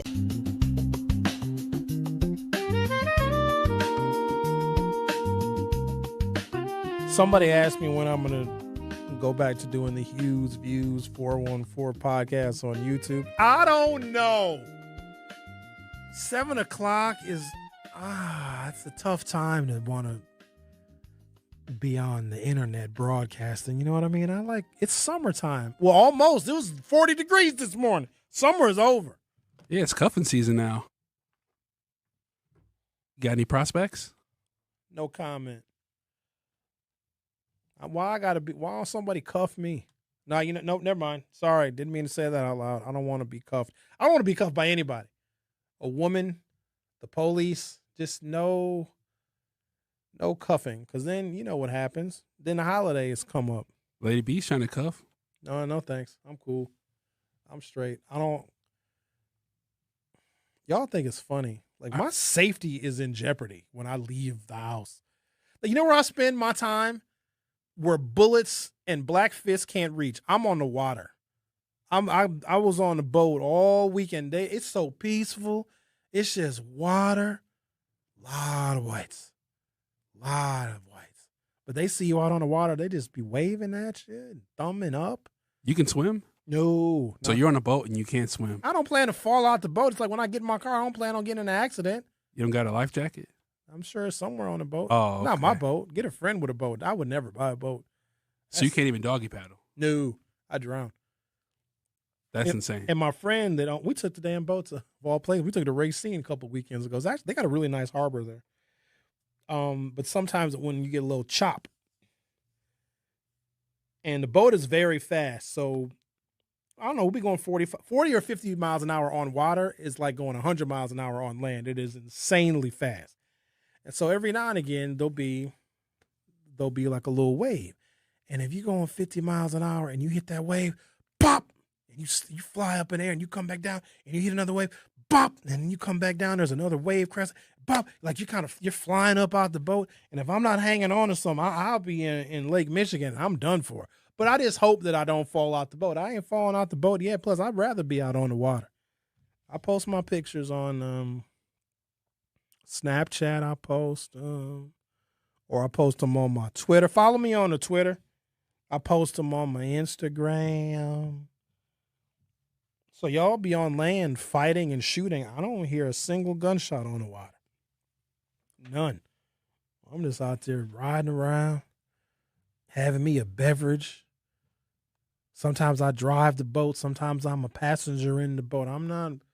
It's too much trouble on land. I spend my summer on the water. I don't need to be where y'all is at, throwing punches and getting jumped by YNs. All you reckless drivers. No, thank you. I don't want to have nothing to do with that. I like seclusion. That's why I'm not going to tell y'all where I go. I will recommend great places. Absolutely, I will. I want you guys to go and have a good time and explore Milwaukee, but do so with a little bit of caution, of course. But typically, the places that I recommend are safe, but don't act a fool, please. Act like you got a little bit of sense, like you got a little taste of some home training. Because y'all can't be going to these, and then you going to drop my name? Well, Sherwin told me to come here. No, Sherwin did not. I didn't tell you to act like that. Unbelievable. Texas Roadhouse responds after disturbing post starts making the rounds online. Texas Roadhouse has officially responded after an anonymous post began circulating online with some very disturbing allegations involving black customers. The anonymous person claimed that white servers were spitting in the food of black customers and even mentioned a Facebook group called White Servers Only. I wonder if, let me tell you what's crazy. So I'm reading this off of Facebook, and when I pull up Facebook.com on our in-studio computer, you know whose Facebook login comes up? Benjamin. I'm not going to log in, though, because that wouldn't be very nice. Yeah, just be aware, ladies and gentlemen, that all that glitters is not gold, and maybe we should stop inviting people to our barbecues, because when was the last time they invited you to one of theirs? I wouldn't eat the potato salad. You know, it's not. They don't put raisins in potato salad, do they? I thought that was. The whites do. I've never seen raisin. I've seen raisins in coleslaw. I've seen raisins in chicken salad. I've never seen. I thought that was just made up. Zach, you know for sure? Yeah, Zach just said yes. Oh, no. I had a white grandma, but I don't think she did that. You don't think? No. How white was she? Because there's levels. Oh, she was white. Oof. Okay. White. Oh, boy. All right. You okay? You good? I'm fine. All My right, grandma then. was very loving. I loved her very much. Good. God rest her soul. My grandmother was very black and grew up in the Depression and in the Jim Crow South. She prepared us very well. Oh, yeah. My dad's mom was like that. You know, my parents come from Mississippi. My dad comes from Mississippi, so she's, she was. Where your mama and them from? Where your mama people from? Albany, New York? Schenectady, New York? Where's she from? I think my mom's people are from Ohio. Oh,